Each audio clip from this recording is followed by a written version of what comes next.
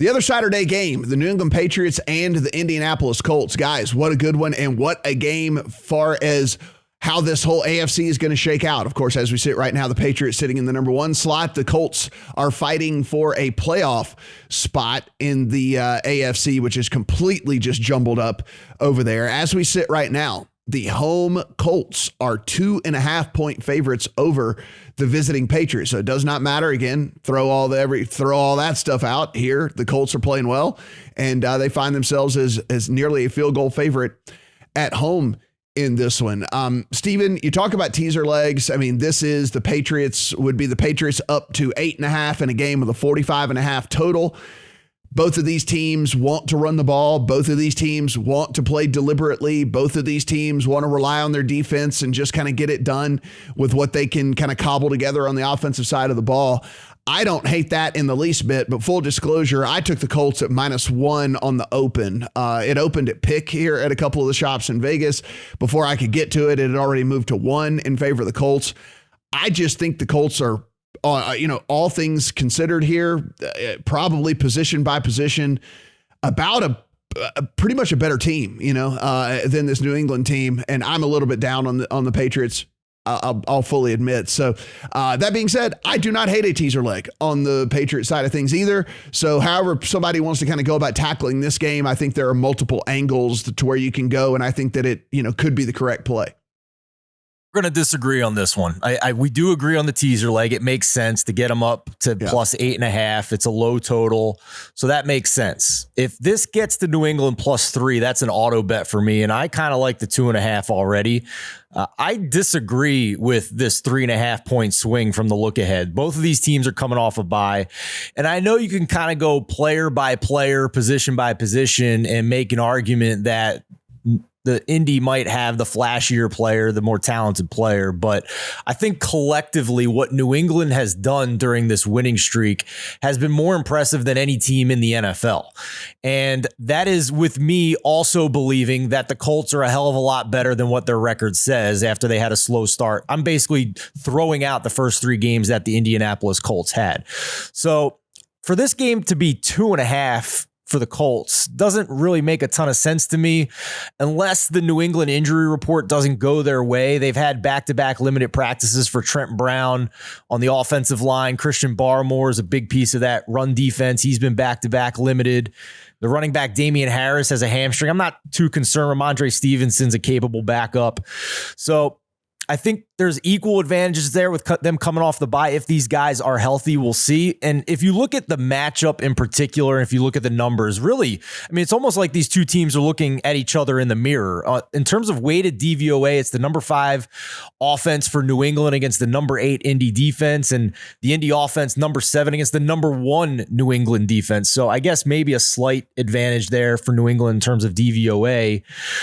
But the one narrative and the one argument I've heard all week that I completely disagree with is that this Indy rushing defense is elite and is going to be able to stop the New England rushing offense. And if you look at the season-long numbers on the surface, I can understand why you would think that. 5th in rush DVOA defense, 5th in rush D EPA, 10th in rush D success rate for the Colts defense. But a lot of that was early season success. If you look at what they are since week 8, 29th in rush D EPA, 29th in rush D success rate. And over that same span, New England is much, much better at stopping the run. So I like the Colts as a team overall. I just think New England's better, and I think the line is backwards. I know the market is the most efficient in the world, and there's a lot of big money moving these lines, but I just disagree with it this time. Brad, if you kind of look at this Patriots year, right? I mean, definitely an impressive win streak, no doubt about it. But if you're talking about quality wins over the course of this win streak, I mean, I guess you could give them the Chargers as a quality win. I mean, yeah, they beat Buffalo in a tornado where they threw the ball forward passes 3 times. I mean, like I'm taking that mildly with a grain of salt with the conditions and everything that's going on out there. The teams with a pulse that they played early on in the season when New Orleans had Jameis, loss. Tampa, loss. Dallas, loss. then the rest of this is littered with Jets, Panthers, Falcons, the Titans with a shell of a team that with all the guys on the with all the guys hurt and everything for them. I don't know, man. I don't really know what to make of this Patriots team, and so I'm not really buying into this 9-4 record as that they are definitely the best team in the AFC.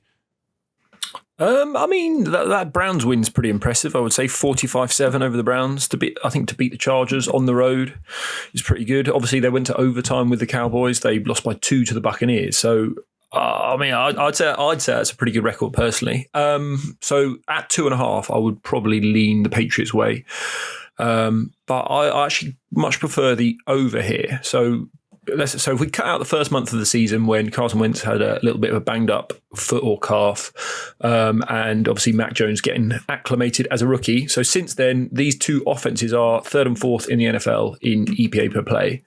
So why is the total 45.5 in a dome? We must have some great defenses. Well, I mean, Stevens just told us that the Indy defense is overrated. 18th against the pass in DVOA. So I would say that the Patriots can definitely move the ball. So it's got to be the Patriots defense, which is kind of holding this down because they're 2nd in defensive DVOA. But this is where I think they haven't really played anyone. Obviously the Bills in that windstorm, you can write those numbers off. The Bucks game, that was rainy and windy that night as well. The one time they played a good offense in good conditions, the Cowboys, they gave up 35. For the year, they've got the 28th strength of schedule, so you're one of the easiest in the NFL for that defense. I think both teams are going to move the ball very nicely here, especially if you consider these are two of the best scripters in the NFL. Again, they're both top 5 in offensive EPA in the first half. You've got Frank Reich. Well, both offenses have got a week to prepare. So, like the first half over as well, I think is a very good look.